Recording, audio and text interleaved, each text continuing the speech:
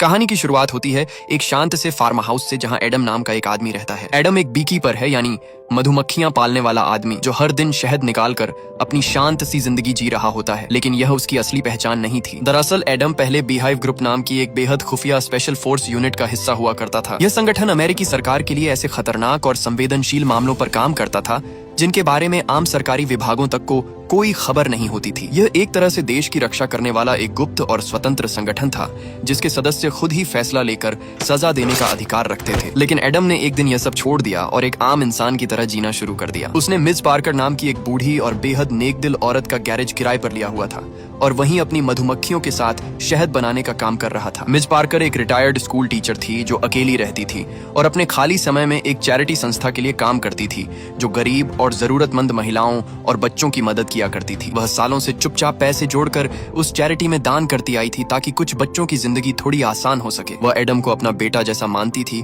और एडम भी उनका बहुत ख्याल रखता था। एक दिन शाम के डिनर पर मिस पार्कर ने एडम को अपने घर बुलाया था, लेकिन उससे पहले वह अपने लैपटॉप पर बैठी काम कर रही थी। तभी अचानक उनकी स्क्रीन पर एक खतरनाक सा वायरस अलर्ट आ गया। उसमें लिखा था कि उनकी हार्ड ड्राइव में वायरस घुस चुका है और अगर उन्होंने तुरंत नीचे दिए गए नंबर पर कॉल नहीं की तो उनका सारा डाटा हमेशा के लिए मिट जाएगा। मिस पार्कर को कंप्यूटर और टेक्नोलॉजी की ज्यादा समझ नहीं थी, इसलिए वह बिना देर किए उस नंबर पर कॉल कर बैठती है। लेकिन उन्हें यह पता नहीं था कि वह नंबर किसी असली कंपनी का नहीं बल्कि एक बहुत बड़े साइबर ठग गिरोह का था। यह गिरोह खुद को एंटीवायरस कंपनी बताकर भोले भाले और ज्यादातर बुजुर्ग लोगों को अपना शिकार बनाता था और फिर उनके बैंक खाते पूरी तरह खाली कर देता था। फोन उठाते ही उस गिरोह के एक कर्मचारी जिसका नाम कार्नेट था, उसने मिस पार्कर को एक प्रोग्राम डाउनलोड करने के लिए कहा और जैसे ही उन्होंने वह प्रोग्राम डाउनलोड किया उनका पूरा कंप्यूटर सिस्टम हैकर्स के कब्जे में चला गया। अब वे आसानी से उनकी पूरी बैंक डिटेल्स देख सकते थे। मिस पार्कर को कुछ भी शक नहीं हुआ और इसी भरोसे में उन्होंने अपनी सारी जरूरी जानकारी भी उन्हें दे दी। फिर कार्नेट ने जानबूझकर उनके खाते में कुछ ज्यादा पैसे भेज दिए और बाद में कहा कि गलती से उसने ज्यादा पैसे भेज दिए हैं,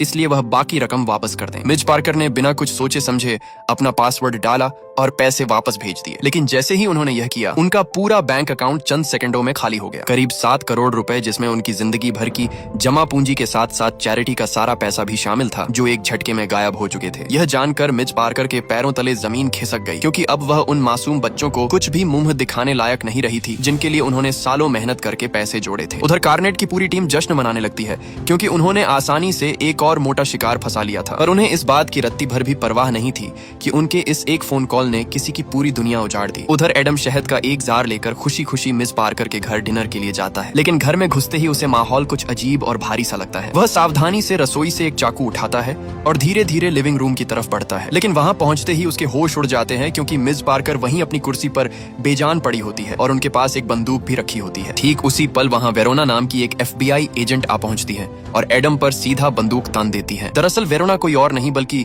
मिस पार्कर की अपनी बेटी होती है और उसे लगता है कि एडम ने ही उसकी मां को मार डाला है। वेरोना तुरंत पुलिस को बुला लेती है। पुलिस पूरे घर की बारीकी से जांच करती है और एडम को पूछताछ के लिए थाने ले जाया जाता है। अपनी मां को खोने के गहरे दर्द के बावजूद वेरोना इस मामले की सच्चाई तक पहुंचना चाहती है, इसलिए वह खुद भी घर की जांच में जुट जाती है। तभी उसे पता चलता है कि उसकी मां का बैंक अकाउंट पूरी तरह खाली है। यह देखकर वेरोना समझ जाती है कि उसकी मां किसी मर्डर का शिकार नहीं हुई, बल्कि वह साइबर ठगों के जाल में फंसकर अपनी सारी जमा पूंजी और चैरिटी का पैसा खोने का सदमा बर्दाश्त नहीं कर पाई। आखिरकार पुलिस को एडम के खिलाफ कोई सबूत नहीं मिलता और उसे रिहा कर दिया जाता है। अगले दिन वेरोना खुद एडम से मिलने पहुंचती है और उस पर शक करने के लिए माफी मांगती है। वह उसे बताती है कि यह गिरोह सालों से FBI को चकमा देता आ रहा है और अब तक उनके हाथ कोई ठोस सुराग नहीं लगा। ये सुनकर एडम के अंदर एक आग सुलग उठती है और वह ठान लेता है कि वह मिस पार्कर को इंसाफ दिलाकर ही रहेगा। वह तुरंत बीहाइव ग्रुप से संपर्क करता है और उन्हें इस गिरोह की जड़ें खोदने का जिम्मा सौंप देता है। कुछ ही समय में उन्हें UDG नाम की उस फ्रॉड कंपनी का पता चल जाता है जिसे कार्नेट नाम का आदमी चलाता है। इसके बाद एडम पेट्रोल से भरे 2 डिब्बे लेकर सीधा UDG के हेडक्वार्टर्स पहुंच जाता है। गार्ड्स उसे रोकने की कोशिश करते हैं, लेकिन एडम बड़ी आसानी से उन्हें ठिकाने लगा देता है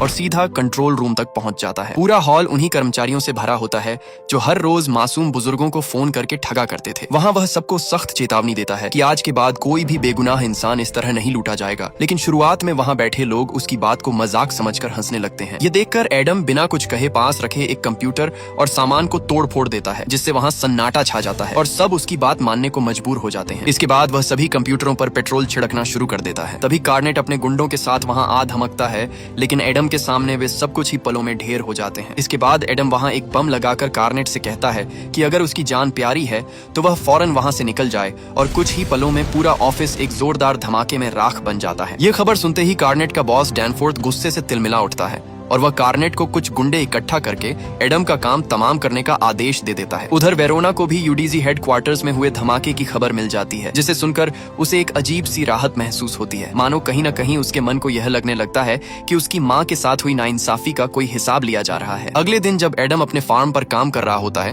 तब कार्नेट और उसके गुंडे वहां पहुंचकर उसके सारे मधुमक्खी के छत्ते तबाह कर देते हैं और फिर उसका पीछा करने लगते हैं। लेकिन एडम को पहले से ही उनके आने का अंदाजा होता है और वह पूरी तरह तैयार बैठा होता है। जैसे ही गुंडे हमला करते हैं, एडम पलक झपकते सबको खत्म कर देता है, लेकिन कार्नेट की जान जानबूझकर बख्श देता है। हालांकि जाते जाते वह उसकी उंगलियां काट देता है और उसे उसी हालत में तड़पता छोड़ देता है ताकि उसे एक सबक मिल सके। इसी दौरान वेरोना यूडीजी के एक कर्मचारी से पूछताछ कर रही होती है कि तभी उसे खबर मिलती है कि उसकी माँ के घर में आग लग गई है। वह सब कुछ छोड़कर तुरंत वहां पहुंचती है और देखती है कि एडम का गैरेज पूरी तरह जलकर राख हो चुका है। जांच के दौरान वहां एक लाश के पास यूडीजी कंपनी का आईडी कार्ड मिलता है, जिससे वेरोना समझ जाती है कि इस पूरे मामले में यूडीजी और एडम का कोई गहरा संबंध जरूर है और अब वह इस बात को नजरअंदाज नहीं कर सकती। उधर कार्नेट जैसे तैसे अपनी जान बचाकर भागता है और डैनफोर्थ को फोन करके पूरी बात बताता है कि उसका मिशन बुरी तरह फेल हो गया और एडम ने उसकी उंगलियां काट डाली। ये सुनकर डैनफोर्थ का गुस्सा और भी बढ़ जाता है, क्योंकि अब उसे एहसास हो चुका होता है कि एडम कोई आम आदमी नहीं है। लेकिन तभी अचानक एडम खुद उसके सामने आ खड़ा होता है। वह कार्नेट को बेल्ट से बांधकर अपनी गाड़ी के बम्पर से बांध देता है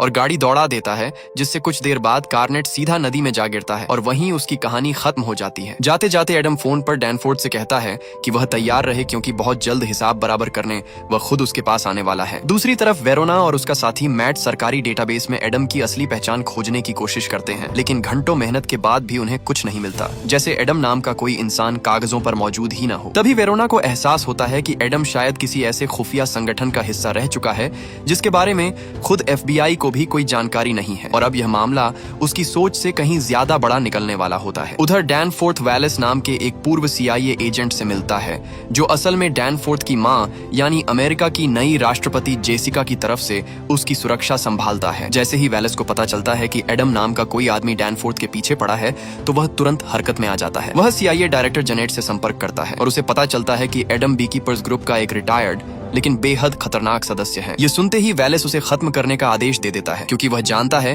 कि बीकीपर्स ग्रुप के सदस्य कितने खतरनाक हो सकते हैं। जेनेट बीकीपर्स ग्रुप से संपर्क करके एना नाम की एक एजेंट को एडम को रोकने भेज देती है। कुछ देर बाद जब एडम एक गैस स्टेशन पर पेट्रोल भरवा रहा होता है, तभी एना वहां पहुंचकर अचानक उस पर गोलियां चलाना शुरू कर देती है। दोनों के बीच जबरदस्त मुकाबला होता है और एना भी कोई कमजोर फाइटर नहीं होती, लेकिन एडम हर बार उस पर भारी पड़ता है। गुस्से में एना अपनी गाड़ी के पीछे लगी एक मशीन गन निकाल लेती है और पूरी तरह बेकाबू होकर गोलियां बरसाने लगती है। आखिर में एडम मौका देखकर शहद की एक बोतल उठाकर सीधा उसके सिर पर दे मारता है, जिससे वह नीचे गिर जाती है और फिर लाइटर से उसकी गाड़ी में आग लगा देता है। पलक झपकते ही वहां भयंकर धमाका हो जाता है और एना उसी आग में जलकर खत्म हो जाती है। जाते जाते एडम उसकी एक उंगली भी काट लेता है, क्योंकि उसे पता था कि यह उंगली आगे चलकर उसके किसी काम जरूर आएगी। यह देखकर बीकीपर्स ग्रुप फैसला करता है कि अब वे इस मामले में और कोई एजेंट नहीं भेजेंगे और FBI को साफ संदेश भेज देते हैं कि वे एडम का पीछा छोड़ रहे हैं। अब वैलेस के पास खुद यह मिशन संभालने के अलावा कोई चारा नहीं बचता। वह एक खास स्पेशल फोर्स टीम तैयार करता है और उन्हें एडम के बारे में पूरी जानकारी देता है। उधर एडम एना की कटी उंगली से उसके घर का लॉक खोलकर उसका कंप्यूटर एक्सेस कर लेता है और कार्नेट के फोन का सिग्नल ट्रेस करके डैनफोर्थ की लोकेशन भी ढूंढ निकालता है। फिर वह वहां से हथियार और जरूरी सामान इकट्ठा करके अपने अगले मिशन पर निकल पड़ता है। उधर वैलेस की स्पेशल फोर्स टीम पहले से ही डैनफोर्थ की बिल्डिंग की सुरक्षा में तैनात हो चुकी होती है, क्योंकि उन्हें पूरा यकीन था कि एडम जरूर हमला करने आएगा। कुछ ही देर में एडम वहां पहुंच जाता है और बिना समय गंवाए सिक्योरिटी टीम पर टूट पड़ता है और देखते ही देखते सभी स्वॉट कमांडो को पछाड़ देता है। फिर वह चालाकी से बिल्डिंग के अंदर घुसकर कर्मचारियों के बीच घुल मिल जाता है, लेकिन एक एजेंट उसे पहचान लेता है और पूरी बिल्डिंग में अफरा तफरी मच जाती है। चारों तरफ से गोलियां चलने लगती हैं, लेकिन एडम अपनी ट्रेनिंग के दम पर एक एक करके सबको रास्ते से हटाता हुआ आगे बढ़ता है और आखिरकार वहां के मैनेजर रिको को पकड़कर उससे असली मालिक का नाम उगलवा लेता है। शुरुआत में रिको घबराकर कहता है कि उसका मालिक इतना ताकतवर है कि कानून भी उसका कुछ नहीं बिगाड़ सकता, लेकिन एडम के दबाव के आगे आखिरकार वह असली नाम और पता बता देता है। लेकिन तभी वेरोना और उसकी टीम वहां पहुंच जाती है और एडम पर हथियार तान देती है, फिर भी एडम चालाकी से वहां से निकल भागता है। कुछ ही देर बाद वेरोना और मैट को एक चौंकाने वाली सच्चाई पता चलती है कि यूडीजी और बाकी सभी ठग कंपनियों का असली मालिक कोई और नहीं बल्कि खुद अमेरिका की राष्ट्रपति का बेटा डैनफोर्थ है। यह जानकर वेरोना समझ जाती है कि अब खतरा सिर्फ डैनफोर्थ तक सीमित नहीं रहा बल्कि खुद राष्ट्रपति जेसिका की जान भी जोखिम में आ सकती है। यह खबर जैसे ही ऊपर तक पहुंचती है तो डिप्टी डायरेक्टर वेरोना और मैट को एडम को हर हाल में पकड़ने का सख्त आदेश दे देता है और तुरंत प्रेसिडेंट और उनके परिवार की सुरक्षा कई गुना बढ़ा दी जाती है। अगले दिन एक बड़ा चैरिटी प्रोग्राम बीच किनारे बने डैनफोर्थ के बंगले पर होने वाला होता है, जहां वेरोना और मैट भी सिक्योरिटी एजेंट्स के साथ पहुंच जाते हैं। हालांकि FBI और कई सिक्योरिटी एजेंसियां पहले से ही वहां तैनात होती हैं, फिर भी वैलेस को डैनफोर्थ की सुरक्षा की चिंता सता रही होती है। इसी वजह से वह कुछ बेहद खतरनाक फाइटर्स की एक टीम बुला लेता है जिसका लीडर लज्जारस होता है। लज्जारस दावा करता है कि वह पहले भी एक बीकीपर को मार चुका है, हालांकि उस लड़ाई में उसने अपनी एक टांग गंवा दी थी। तभी आसमान से एक हेलीकॉप्टर उतरता है और खुद राष्ट्रपति जेसिका अपने बेटे डैनफोर्थ से मिलने वहां पहुंचती है। डैनफोर्थ चाहे जितने भी गलत काम करता हो, वह अपनी माँ की आंखों का तारा था और असल में जेसिका के राष्ट्रपति बनने के पीछे डैनफोर्थ के काले धन का भी बड़ा हाथ था। राष्ट्रपति के आते ही सुरक्षा को और भी ज्यादा कड़ा कर दिया जाता है। सुरक्षा को चकमा देने के लिए एडम को रोकने हेतु बंगले के सारे ड्रेनेज ढक्कन वेल्ड कर दिए जाते हैं ताकि कोई भी उस रास्ते से अंदर ना आ सके। लेकिन एडम बारीकी से तलाश करके एक ऐसा ढक्कन ढूंढ लेता है जिसे वेल्ड नहीं किया गया था। वह चुपचाप गटर से बाहर निकलकर एक ट्रक के नीचे छिप जाता है। जब एक बॉडीगार्ड चेकिंग के लिए वहां आता है तो एडम नीचे से बिजली की रफ्तार से उसका गला दबोच कर उसे बेहोश कर देता है और उसके कपड़े पहनकर बड़ी आसानी से सिक्योरिटी स्टाफ का भेष धरकर अंदर घुस जाता है। इसी बीच एक अधिकारी राष्ट्रपति जेसिका को पूरी सच्चाई बता देता है कि करोड़ों लोगों को ठगने वाली इन कंपनियों का असली मालिक उनका अपना बेटा है। यह सुनकर जेसिका के पैरों तले जमीन खिसक जाती है, क्योंकि उसे पैसे के गैर कानूनी होने का तो शक था, लेकिन इतनी भयानक सच्चाई का अंदाजा नहीं था कि उसके बेटे ने हजारों मासूम और बेसहारा बुजुर्गों की जिंदगी भर की कमाई लूटकर अपनी दौलत बनाई है। उसके चेहरे पर गुस्सा और शर्मिंदगी दोनों एक साथ उभर आते हैं। ठीक तभी वेरोना की नजर एडम पर पड़ जाती है और वह तुरंत स्वॉट टीम को उसे घेरने का आदेश देती है। बंदूकें तनी देखकर एडम धीरे धीरे घुटनों पर बैठ जाता है, मानो उसने हार मान ली हो। लेकिन यह भी उसकी सोची समझी चाल होती है, क्योंकि जैसे ही सबका ध्यान उसकी गिरफ्तारी पर जाता है, वह चुपके से वहां खड़े ट्रकों में लगाए बम एक्टिव कर देता है। अगले ही पल जोरदार धमाके होते हैं और पूरे इलाके में अफरा तफरी मच जाती है। और इसी मौके का फायदा उठाकर एडम बिल्डिंग के अंदर डैनफोर्थ तक पहुंचने के लिए घुस जाता है। अब राष्ट्रपति जेसिका को अपने बेटे की पूरी सच्चाई पता चल चुकी होती है और वह ठान लेती है कि वह उसके सारे काले कारनामे पूरी दुनिया के सामने लाकर ही दम लेगी, ताकि उन हजारों लोगों को इंसाफ मिल सके जिनकी जिंदगी डैनफोर्थ ने तबाह कर दी। उधर एडम एक एक करके रास्ते में आने वाले हर एजेंट और गार्ड को हराता हुआ आगे बढ़ता है और आखिरकार उस हॉल तक पहुंच जाता है जहां उसकी आमने सामने भिड़ंत लज्जारस से होती है। दोनों के बीच एक जबरदस्त खूनी लड़ाई छिड़ जाती है। मुक्के, लातें और हर तरह के दांव दोनों तरफ से चलते हैं, लेकिन आखिर में एडम ही जीत हासिल करता है और प्रेसिडेंट के कमरे की तरफ बढ़ने लगता है। तभी वैलेस उसके सामने आ जाता है और किसी भी कीमत पर डैनफोर्थ को बचाने की कोशिश करता है, लेकिन एडम उसे भी बुरी तरह हरा देता है और आगे बढ़ जाता है। उधर कमरे के अंदर डैनफोर्थ पूरी तरह घबरा चुका होता है, क्योंकि उसे पता चल जाता है कि उसकी माँ अब उसके सारे राज्य दुनिया के सामने उजागर करने वाली है। घबराहट में वह अपनी बंदूक निकालकर वहां मौजूद एक अधिकारी को गोली मार देता है। ठीक उसी वक्त एडम विस्फोट से दरवाजा उड़ाकर अंदर घुस आता है और उसके पीछे पीछे वेरोना और बाकी FBI टीम भी वहां पहुंच जाती है। अब डैनफोर्थ पूरी तरह फंस चुका होता है। अपनी जान बचाने की आखिरी कोशिश में वह अपनी ही माँ जेसिका को बंधक बना लेता है और उसकी कनपटी पर बंदूक तान देता है। यह देखकर सभी सन्न रह जाते हैं और कमरे में एक पल के लिए सांसें थम सी जाती हैं। वेरोना एडम से कहती है कि वह कोई जल्दबाजी न करे, क्योंकि राष्ट्रपति की जान खतरे में है। लेकिन एडम बिना एक पल गंवाए सीधा निशाना साधकर डैनफोर्थ पर गोली चला देता है। गोली ठीक डैनफोर्थ को जा लगती है और जेसिका की जान बच जाती है। कमरे में मौजूद हर कोई हैरान रह जाता है कि इतने तनाव भरे पल में भी एडम का निशाना 1 इंच भी नहीं छूका। इसके बाद एडम खिड़की तोड़कर वहां से कूद जाता है। वेरोना चाहती तो उसी पल उस पर गोली चला सकती थी, लेकिन वह ऐसा नहीं करती, क्योंकि अब वह पूरी तरह समझ चुकी होती है कि एडम ने जो कुछ भी किया वह उन हजारों मासूम और बेसहारा लोगों को इंसाफ दिलाने के लिए किया था, जिनकी जिंदगी डैनफोर्थ जैसे लोगों ने तबाह कर दी थी और जिनमें उसकी अपनी माँ मिज पार्कर भी शामिल थी। वह जान चुकी होती है कि जो काम कानून के दायरे में रहकर वह खुद नहीं कर पाई, वह एक रिटायर्ड बीकीपर ने अपने तरीके से पूरा कर दिखाया। आखिरकार एडम का मिशन पूरा हो चुका होता है। वह समुद्र किनारे आकर अपना सामान समेटता है और गहरे पानी में उतरकर हमेशा के लिए वहां से गायब हो जाता है, जैसे वह कभी आया ही ना हो। पीछे सिर्फ वेरोना रह जाती है, जो समझ चुकी थी कि असली इंसाफ कभी कभी कानून की किताबों से बाहर भी मिलता है। राष्ट्रपति जेसिका अपने वादे के मुताबिक उन सभी ठगे गए लोगों के पैसे लौटाने और उनसे माफी मांगने का ऐलान करती है, ताकि मिस पार्कर जैसी और कोई औरत दोबारा इस तरह अकेली न टूटे। इसी के साथ यह दमदार कहानी खत्म हो जाती है। अगर आपको यह वीडियो अच्छी लगी हो तो हमारे चैनल को सब्सक्राइब और वीडियो को लाइक जरूर कीजिएगा।